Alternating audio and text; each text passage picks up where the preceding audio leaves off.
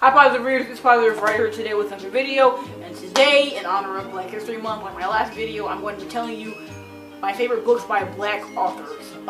This is a completely expose myself video because I had to go through my Goodreads list to find more than like 4 books that I could name off the top of my head.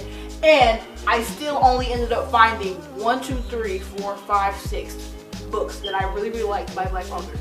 Which means also that I haven't even read that many books by Black authors. Love that. I love it.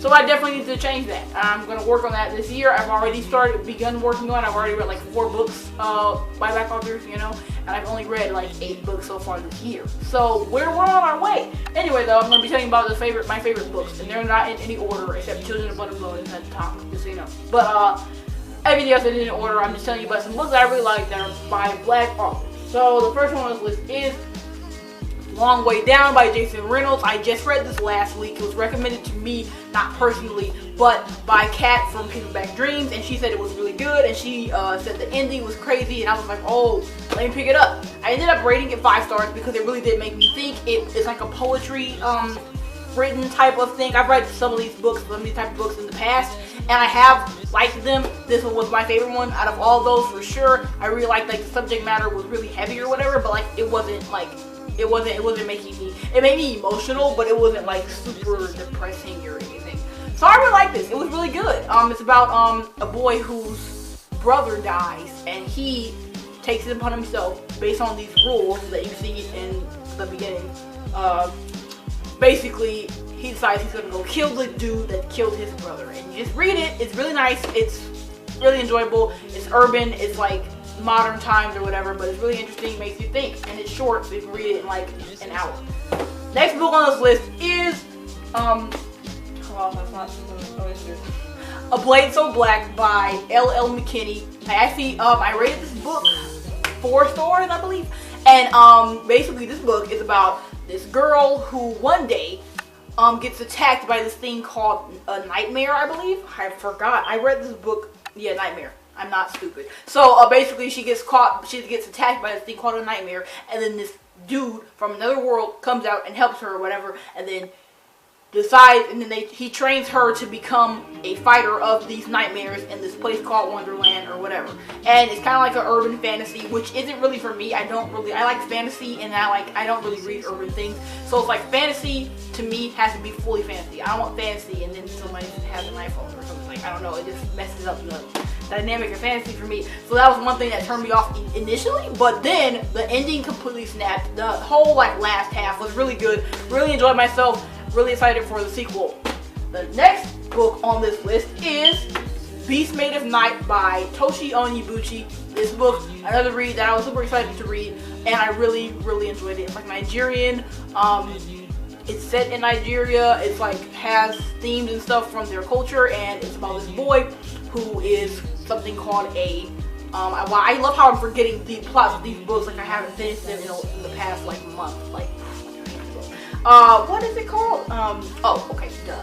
They're called Akis, and basically he eats people's sins. So in this society where when people sin, these people called Akis, they come and they do this ritual to get your sin to come out of you, and when it comes out of you, it forms into a beast, and then people have to kill the beast, and then they eat what the beast becomes afterwards. Like it's like a substance or whatever. It's kind of a process, but it was a really fun read. I really had fun. I laughed. It was really nice. I really enjoyed myself. 4 stars just because the ending left a little bit to be desired, but I really enjoyed myself. The main character is amazing. I love all the interactions. The book was really good, and I really am excited to pick up the second book. It is a duology.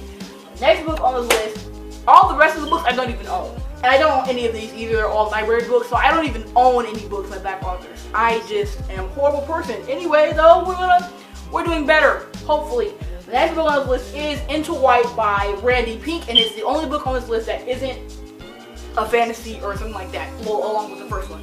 And basically, this book is about this girl who hates being black, and she hates herself or whatever, but then basically, one day, she prays to be white, and she wakes up and she's white, and it's like, she knows she's the same person, and her family does too, but all the rest of the world sees her as white. And it's just kind of like about her loving herself and learning to love herself or whatever, and just like learning that it really isn't a cakewalk, and she just should just deal with her actual skin color instead of wishing that she was on the other side of the fence.